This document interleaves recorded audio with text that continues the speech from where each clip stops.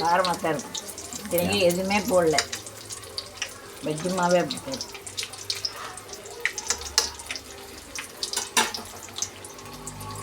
பஜ்ஜி நல்லா முறுமுறுன்னு வர வரைக்கும் வேக வைக்கும். மாவு பஜ்ஜி போச்சாச்சு.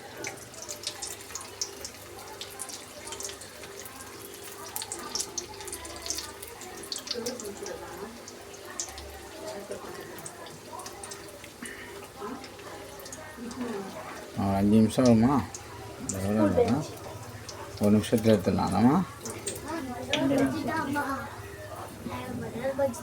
தரேன், இது தட்டி எடுத்துமா. மிர்ச்சி ரெடி. அவ்வளோதான். ஒரு நிமிஷம்தான் அதிகபட்சம். நல்லா சூடான எண்ணெய் வந்து ஒரு நிமிஷம். அவ்வளோதான், பஜ்ஜி ரெடி.